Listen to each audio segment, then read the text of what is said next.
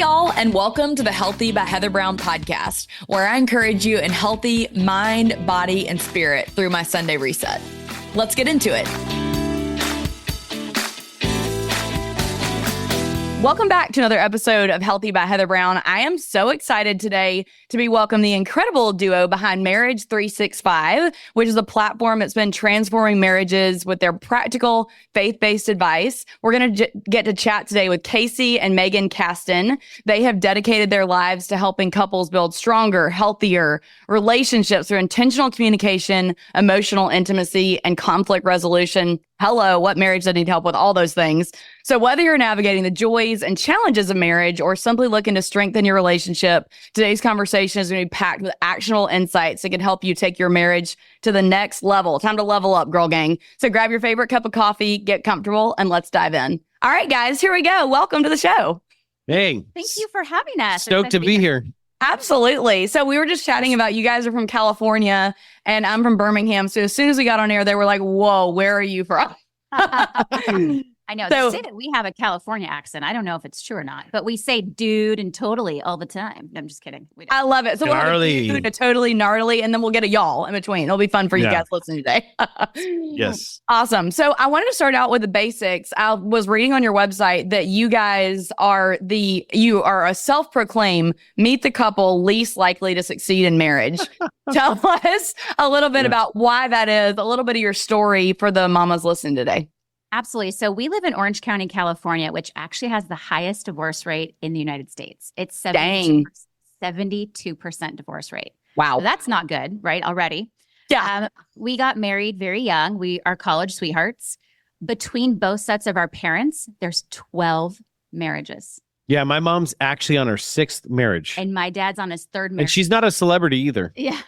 Yeah. And my dad's on his 3rd marriage and he actually married the mistress. So both our parents, they've had affairs. Yeah. And there's been infidelity. So when you come from a broken home, you have a way, bigger chance of also, breaking your own home.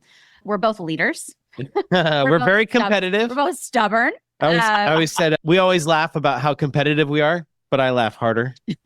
Yeah, that's true. That's good. Our son is actually autistic. So he's high functioning autistic, but that has a very high divorce rate. He was diagnosed with ADHD at age 6. ADHD marriages have a very high divorce rate. Aw, Megan's so patient. I love it.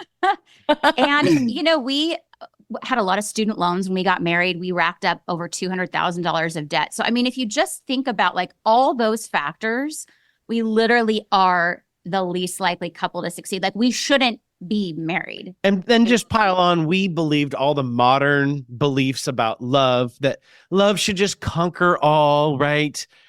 Time heals all wounds. If it's true love, it shouldn't be hard. Or, once you find your soulmate, you should just click. It should just be so easy. We had this expectation that love inside of marriage shouldn't be hard.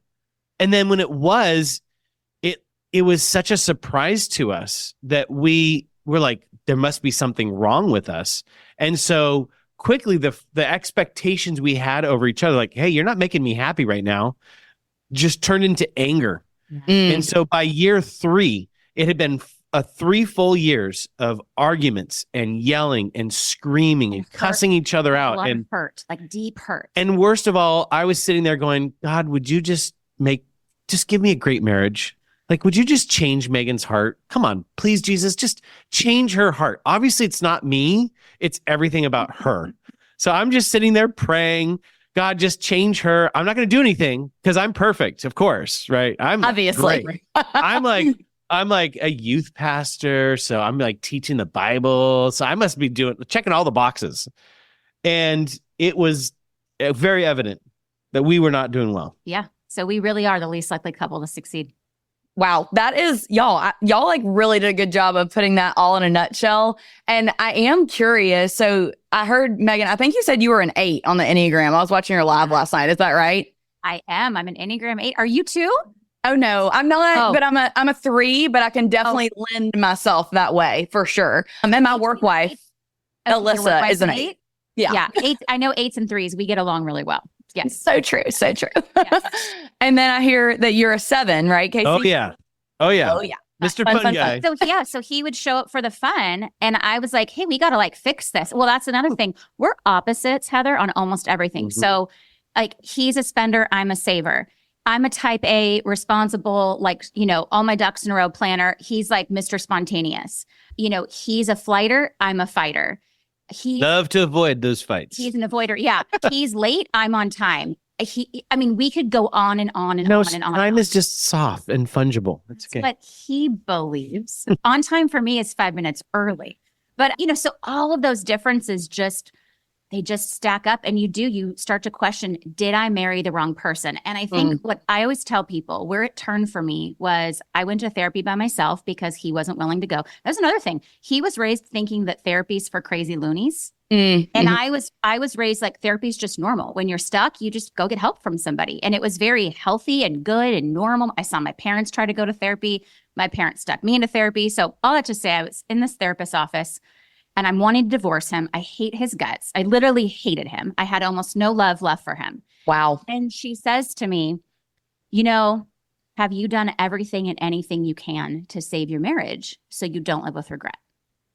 And I knew the answer was no. I had not done everything. And then she said the second thing, and this is where our tagline at Marriage365 comes in. If you want to make a better marriage, it starts by making a better you. See, Meygan, you're sitting here and you're saying, well, Casey does this and Casey does that. And you don't even know how much he does X. She goes, what are you doing?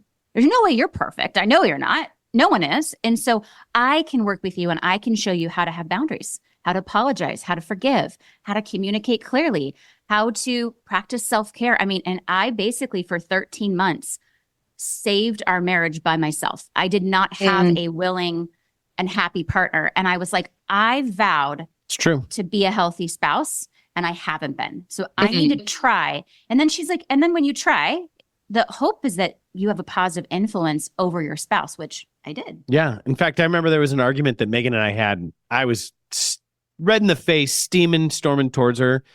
And she looked at me. And usually when we tangled, like we both get into it. Like we had some good matches. We're stubborn. We had some good matches that lasted till like 2 a.m.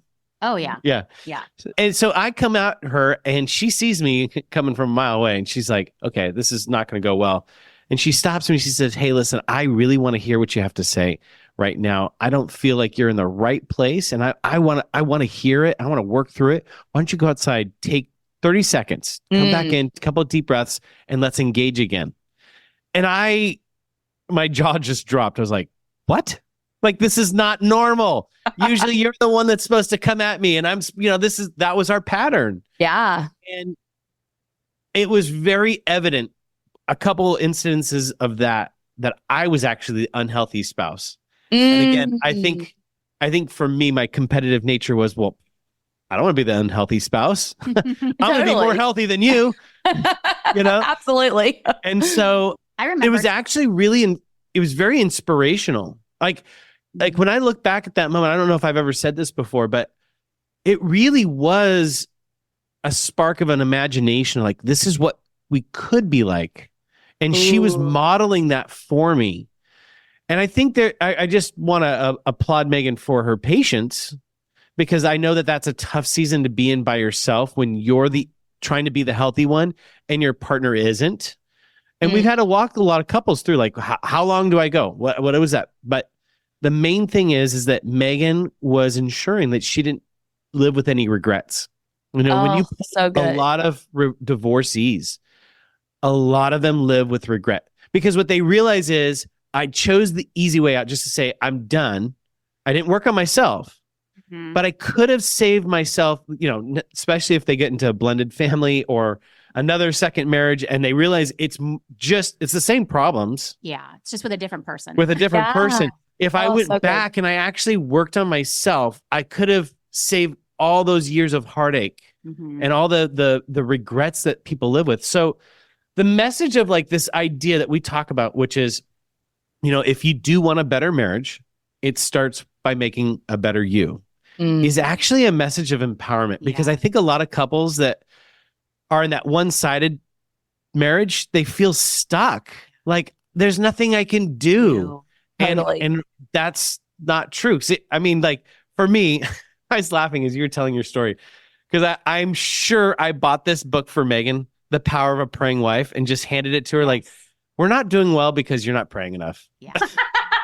like I handed it over to her like, you need to fix yourself. And honestly, there's just like this sense of like, it's all because of you, and we were finger pointing. Mm-hmm. But that just leaves us disempowered and trapped, and it doesn't fill us with hope.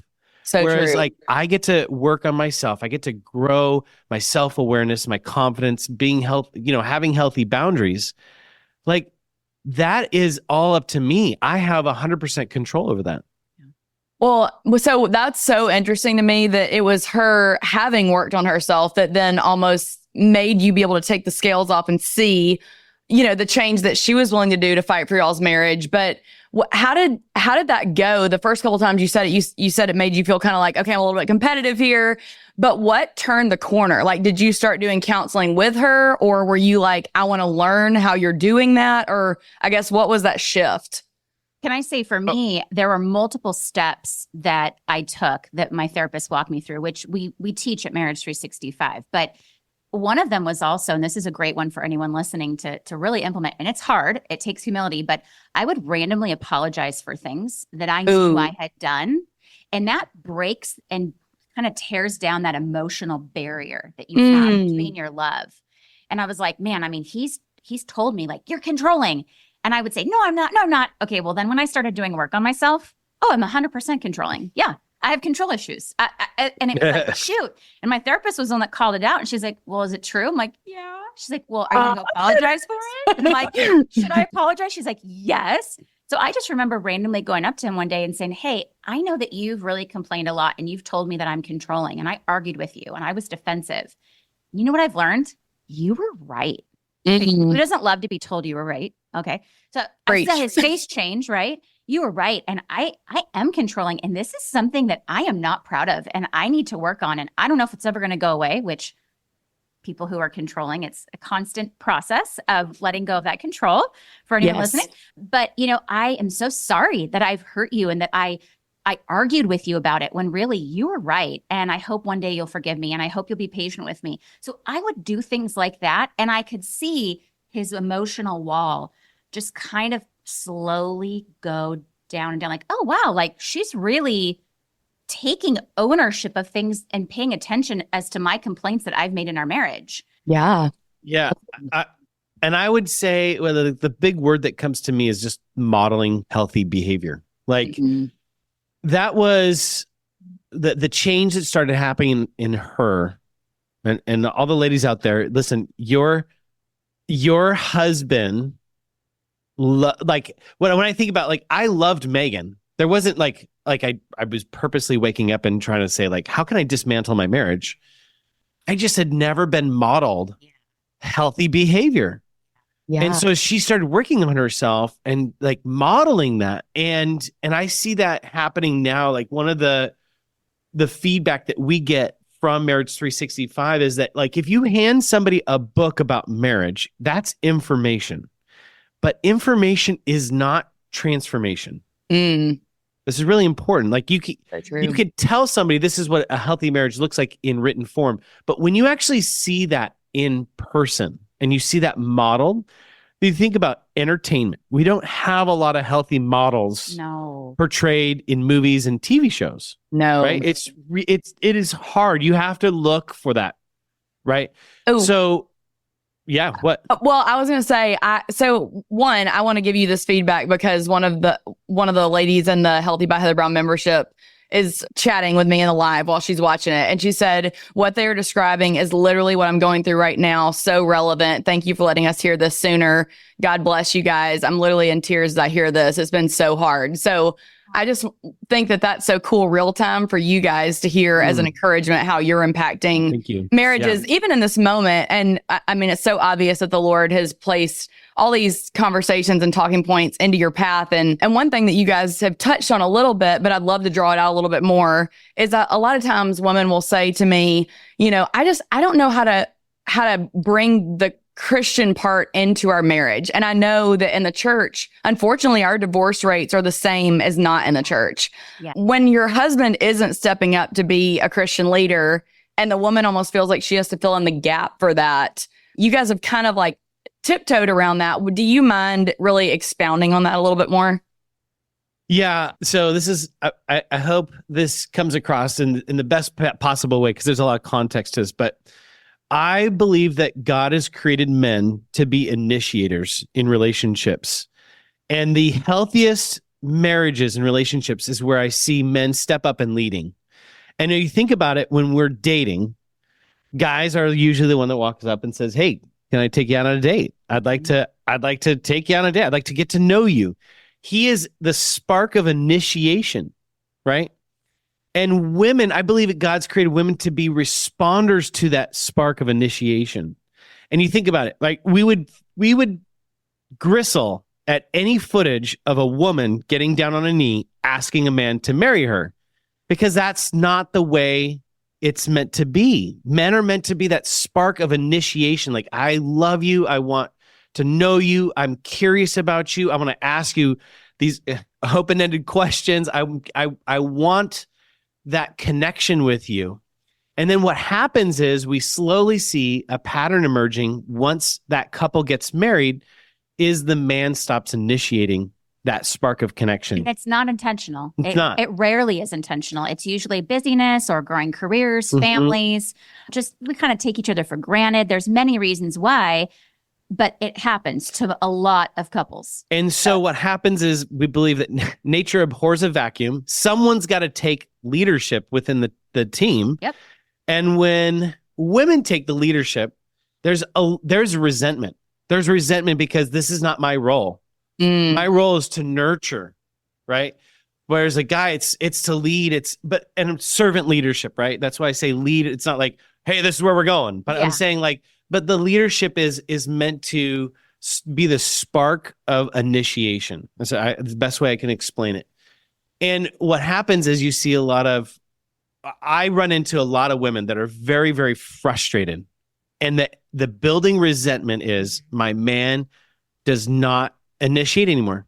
He comes home from work, cracks a beer, watches sports, date nights are sporadic, and then all he wants is sex. And now I just feel like a piece of meat because I have not felt that sense of pursuit. 100%. Yes. Yep. And that's We why see this, all the time. I'm just going to say, when you see a woman leading the family, she does so with that, like almost an iron fist of like, it's not pretty because that's not her role. Yeah, but you're right. Someone has to lead. So I would say for me in that season, that whole reminding yourself of who are you accountable to? Just you. When you stand before God someday, I'm not going to be accountable for what Casey does. I don't want to be there. I don't want to be, I'm accountable for how I show up.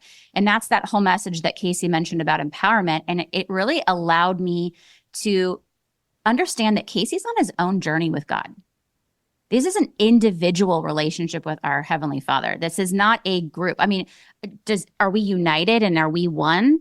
Absolutely. But guess what? When you're in a one-sided marriage, you're not one. You're not acting as one.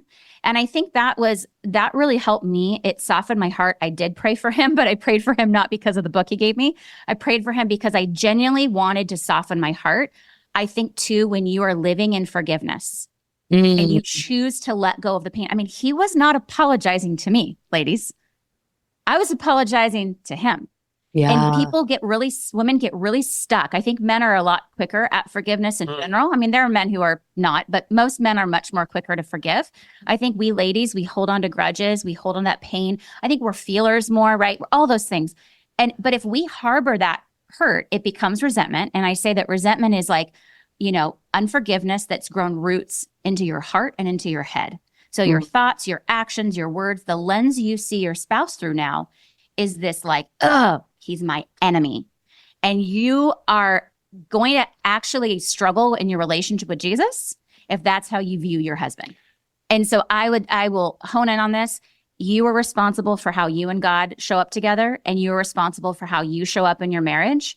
And that's the only thing that you have control over. And there is freedom in that. And there is peace in that. And God will comfort you, and you cry out. And I would say, read a Proverbs a day.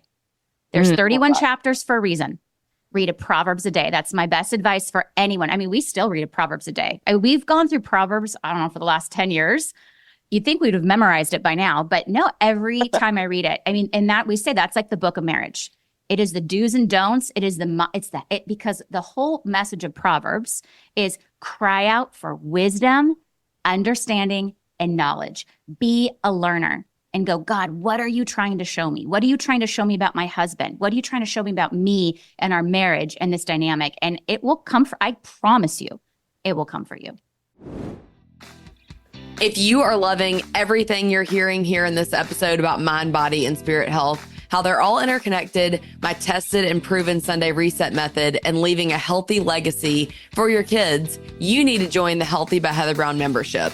It's a community of like-minded women seeking the Lord and better health with weekly resources where I get to personally cheer you on. You get 7 days free to test it out. Link to join in the show notes or go to healthybyheatherbrown.com. That's really good. I know you're itching to say something, Casey. What's up? Well, so I'm just thinking about your audience right now that's listening to, and one of my life's mission, I long to inspire husbands to activate the God-given leadership that they have in their marriage. And I would say to the ladies out there, there are so many 30, 40, and 50-year-old men that are actually little boys that never had an example, that didn't have a healthy masculine example. I could go back to rites of passage that we've had for ages. We've never transitioned our boys to men. We don't have healthy role models out there in society. And then we expect them to step up to the plate in marriage, and they don't know how. It's not that they don't want to. Yeah, they don't know how. So the ladies, I would say that forgiveness aspect that you were talking about, Meygan, seeing through the eyes of compassion, that maybe perhaps your husband has never seen that modeled ever before. And now you're expecting him to rise to a performance on a game he's never played before. Yeah. Wow. Yeah, that's so true. It's not justifying, it's not making excuses, but it is the explanation. And that's really important always in marriage, Heather, is to go, we need to understand the why. Like, why is someone doing this, right? They're scared, they're avoiding, they're hurt, right? Hurt people. I mean, that's the same concept as this is the majority of men in our world. Mm-hmm. They want to be good fathers. Yeah. They want to be good husbands. They wouldn't have gotten married if they didn't. So true. They are not being encouraged, challenged by society, politicians, fathers, coaches. I mean, there's some great examples out there, but there's not enough. Well, and here's my gristle with the message that the capital C church sends to husbands. Husbands, put Christ at the center of your marriage. I mean, he's just shrugging his shoulders like, what do you mean? Yeah, crickets are happening. What does that mean? You need to pray more. Okay. Well, I did that too. And then I'd come home and I'd cuss Meygan out because I was frustrated and angry. Yeah. Husbands need tools. Us guys, we just need tools on how to communicate and how to connect inside our marriage. And I would say, like, the other message I have, if that's for the ladies, is see through the eyes of compassion that most men do not have that example. To the men, my message is this, and it's a quote from Henry David Thoreau, that many men lead lives of quiet desperation and die with their song still inside them. And I want to teach men how to sing that song. I want to inspire men to step up to the plate, give them a role model. I'm not perfect by any means, so I'm on that journey with them. But at least as in the example that I've learned inside my marriage, like, here are the practical tips and tricks. Like, you're intentional in business and in your career, just do the same in your marriage. Yeah. It's the tools to create a healthy marriage are actually super simple. If I were to unpack all of those tools, nobody would go, oh, this is the treasure trove I've been looking for. No. They're very, very simple. They're just kind of hard to do when we lay down our ego and our pride, or we have to apologize, or we have to forgive and we feel it's so unfair. Or we feel like we don't have time. Well, you're going to have to make time. So. Yeah. Well, you always prioritize the things that are the most important to you. I mean, we talk about this all the time on the podcast. That's the purpose of your Sunday reset or whatever day that you do it. You're sitting down and you're saying, how am I going to be intentional this week in my mind, in my body, in my spirit, in my marriage, in my parenting, in my church, whatever it is. And you guys actually, you just made me think about this, and you can be like, we don't know this yet, or we hadn't done it yet because I don't know how old your kids are. But have you guys come up with a way in your family, because I'm a boy mom too, 2 boys, of transitioning your boys and like this rite of passage of becoming a man? Is that part of what your trip was, or tell me more about that? Oh, yeah. No, so I just took an East Coast trip. We did Boston, New York, DC, Charlotte, and Charleston. And our son's turning 13 in a couple weeks. Oh, yeah, that was a bit of the conversation along the way that we had about America's roots, about understanding our family roots, about the vision that we have for our marriage, the vision I have for him, the vision he needs to have for himself. And there were conversations along the way that were really, really cool that, obviously, that was a trip to experience a lot of things, but also to have intentional conversations. Yeah. And then I would say so we have 2, I guess our son's almost going to be a teenager. Our other child is a girl, and she's a junior in high school. And it's been really interesting because she's in the dating world, and we are very open, of course, and our kids know what we do for work. They know way too much about anatomy and sex and marriage problems, but in a good way. She's gone through a couple different relationships, and she's been the one to break up. I don't know if she's a heartbreaker, but I think what she said is, and this was like one of the best moments, is she said, you know what, Dad, this might sound really weird, Wow. but I want to marry a guy just like you, because you still love Mom, and you have fun, and you like date her, and you make her laugh. I bawled my eyes out. Oh, yeah. And I would too. Oh, the best. She knows what a healthy marriage looks like. So when she started having relationships with her long-term boyfriend, or started having issues, she knew instantly red flags. Like, our kids know all the red flags to look for. But our big thing to them is, you can't control other people. The only person you have control over is you. And so when they have conflict, when they have issues, again, we're modeling for our children. They've seen us argue. We got into a tiff yesterday, and our daughter walked right in, and that's real life. Now, we also make sure that we make up in front of them. So we always say, that's smart. Argue in front of your kids. You don't want to have the World War III arguments, but it's normal to have arguments in front of your children. We're living under the same roof. Totally. How many of you gotten in an argument in the car when you're all together? It's like, okay, well, that's fun. They're here. Yeah. But you have to teach them that it's also normal to make up. And what does that process look like? So I think that we're more on the, maybe we don't have a rite of passage ceremony, or, I love that, Jewish people do bar and bat mitzvahs. It really is that kind of idea. Yeah. I think for us, we're really into just practical daily modeling, and then having those healthy conversations with our kids.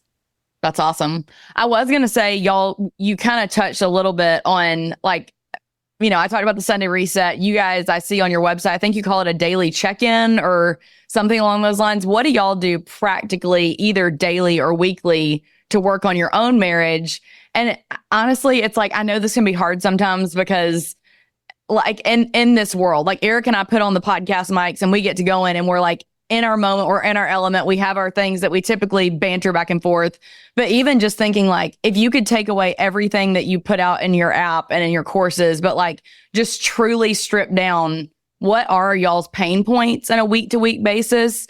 And what do y'all do to actively try to work on those? Okay. So the number one thing that we do that has probably cut our conflict in half, I'm talking since we started, is something we call the weekly marriage business meeting. Okay. So we feel like, in business, you sit down and everyone knows what they're doing, and deadlines and expectations, and you look at budgets. Why don't we do this in marriage? So we have a worksheet in our app called the weekly marriage business meeting, and you go through date nights, self-care time. It's really schedules, budgets, meal planning, whatever for you as a couple you need. We have a guide, but you make it your own. And we do it every Sunday night after the kids go to bed.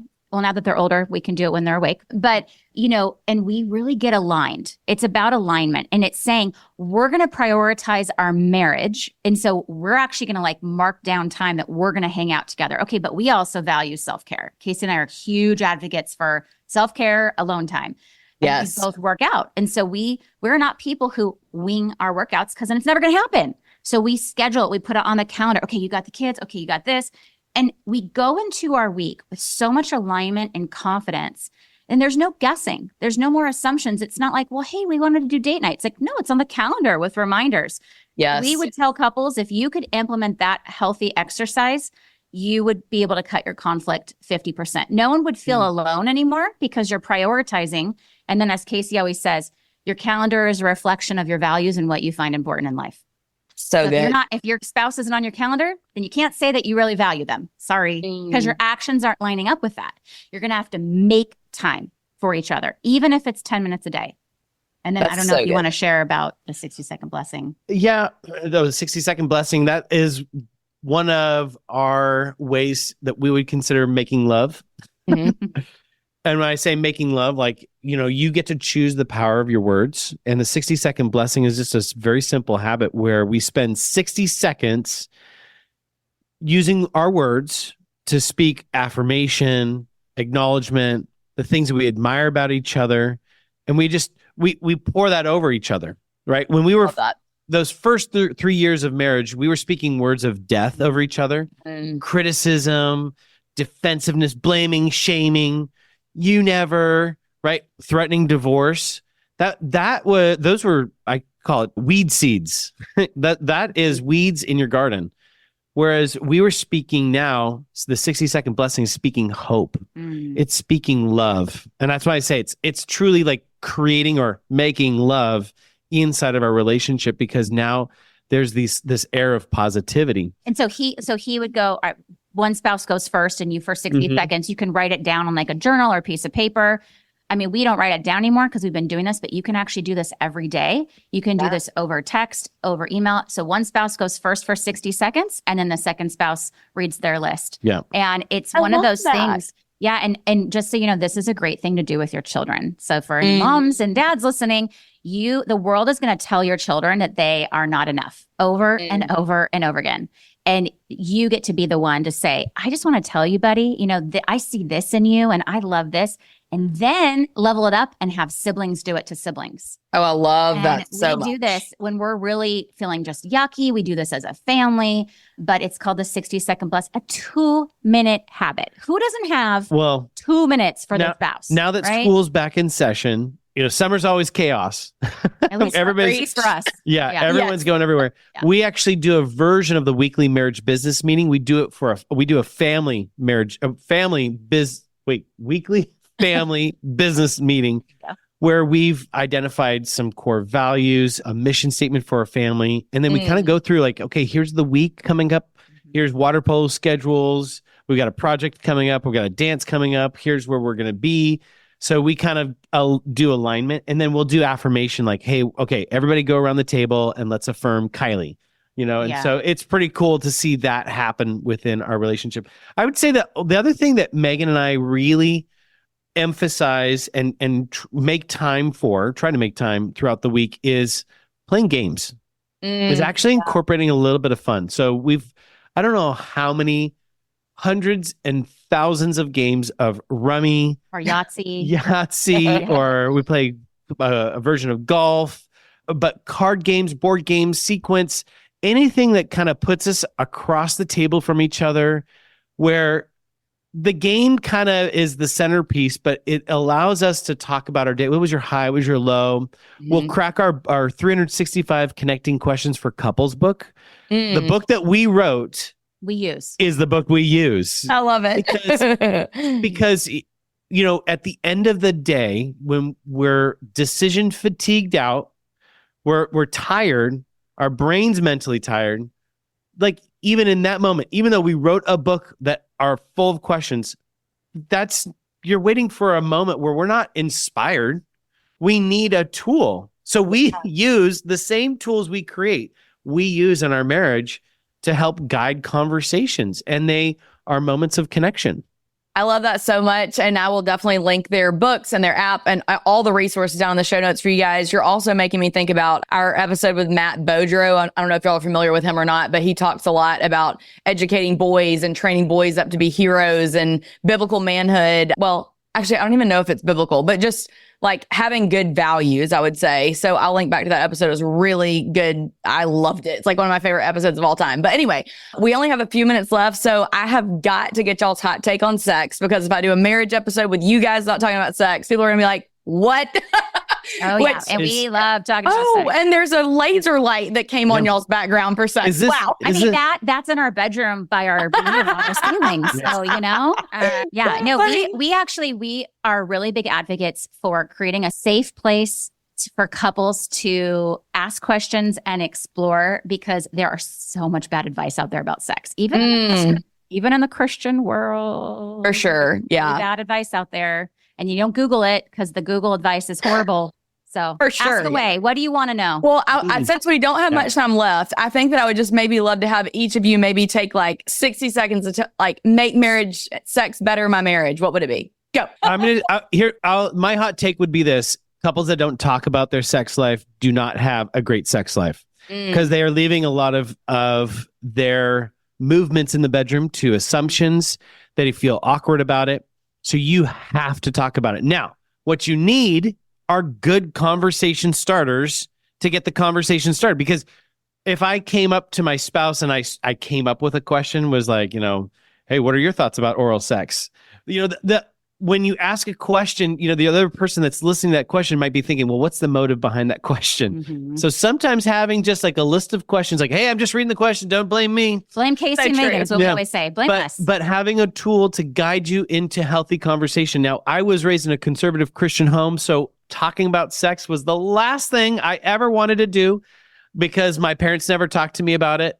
I wasn't even allowed to walk around my house with my shirt off because it was too awkward. Wow. So it was very awkward. But the more you talk about it, just like anything that's new, the more you talk about it, the more it becomes comfortable. Yeah. And this would be my last hot take, would be most men don't understand that during intercourse, what you feel is not what she's feeling. Amen. So true. Y'all send this to your husbands. I need to hear that. Yeah. Men just kind of. So we have these kinds of conversations, by the way, in our Marriage365 app. We have a whole sex and intimacy conversation. Oh, yeah. Maybe you can have us come back and we can talk about all sex and intimacy, because we have a lot to say. Yes. Yes. Okay. Part 2, coming to a Healthy by Heather Brown podcast near you. Love it. Last question. I ask all my guests this, and it would ask a couple different questions for you guys. I want to hear and you can make it marriage specific or it can not be. What is the biggest health hack that has made your life awesome in the past? Like maybe you didn't know it 10 years ago, but a recent health hack you love. Yeah. Okay. Ice baths and saunas. Yep. That's absolutely. I got a cold plunge downstairs. Actually, after this podcast, we'll probably jump into it. I feel super rejuvenated by cold plunging. I know it's a rising trend. I got into it about a year and a half ago. Yeah.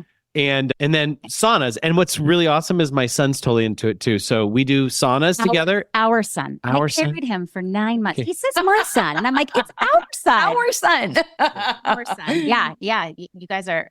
I love it. That's awesome. Okay. For me, mine sounds probably really simple, but it's changed my life. Stretching. I stretch every single day, twice a day, in the morning and at night. At night, I do a lot more of an extended stretch. Mm-hmm. It calms my mind. I'm not really sore as much as I used to be. Yeah. I'm not getting injured in the gym or in the bedroom. I'm a lot more limber in the bedroom. I like, and it's my way. Even like when I'm like really worked up, I have a yoga mat in our bedroom and it's laid out almost every day. And I just go and I stretch and I do deep breathing there. That's awesome. Changed my life. It was a New Year's resolution I had back in 2017. And I was like, I'm going to stretch every night. And now it just became a habit. And I love it. Now I can't not go to bed doing it. I mean, I have to do it. Yeah. I have to ask you then, well, number one, Casey, I love the cold plunge and I want a sauna so bad. Eric and I's gift to each other this past Christmas was a cold plunge at our house because I was going to my chiropractor. Anyway, the whole 9. I've been doing it for about 4 years. Love it, love it, love it. But Meygan, you need to try, if you have not yet, one of those acupressure mats. Have you tried that yet? No, I've never even heard of it. Oh my gosh. The one I have is Shakti, Shakti, but there's lots of different brands of them. But you lay on it and it's kind of like, envision if y'all have one of those like kids museums where you lay on a bed of nails. Yes. It's kind of that thought process where it hurts in the beginning, but then it like literally takes all the tension out of your back. It relaxes you. I do it. And then I'm like ready to go to bed. It's been a game changer for me in the past 3 months. I love it. Right. I think we might have to. Acupressure? Acupuncture. Acupressure. Okay. We're going to have to get that link from you. Yeah, girl. I'll send it over. Yes, okay. Well, you guys were awesome. Tell everybody one more time where they can find you and then we'll wrap up. All right. You can go to the App Store and just search Marriage365 and you can download our app and use it for free for 7 days, which is pretty rad. Absolutely. Well, y'all get started with that. I am going to challenge you based on our conversation today to do a 60-second blessing to your spouse. I'm also going to challenge you to shoot this over to your spouse for them to listen to so you guys can kind of like get on the same page. And then number 3, I want to challenge you to read a Proverbs today. And I'm challenging myself with that as well. I absolutely love those ideas. They were so good. There were so many just tangible takeaways and resources and things like that we talked about today. They'll all be linked down the bottom and I'll get any links from them that I need. Y'all are the best. Go have a blessed day. Kiss your spouse. Talk to you soon. Bye. Okay, friend, that's a wrap on this week's episode. If you're not already following me on Instagram, make sure to screenshot this episode, share it to your stories, and tag @healthy_by_Heather_Brown so I can connect with you in my DMs. It truly brings me so much joy to see how these episodes impact you. Make sure to subscribe so we can see you back here next Tuesday for our weekly show. In case you don't know, your downloads, ratings, and reviews are the actual lifeblood of this podcast, and it helps spread the word to your friends and family. So please hit the download button on this episode and leave a 5-star rating if you super loved it. And if we're really BFFs, you'll spread the happy and text this podcast link to someone who needs to hear it today for some encouragement. Scroll down to the show notes on this episode to see any and all links mentioned, freebies to fuel your health goals, prayer-related episodes, and the 7-day free trial of my exclusive membership where I personally coach and cheer you on in whole health. While you're there, make sure to check out my Amazon storefront with healthy snacks, my favorite look for less workout outfits, and books and devotionals that challenge me in my faith. If you ever need to find my Amazon storefront, just Google Healthy by Heather Brown Amazon and it will come up. Have a great day, girl gang.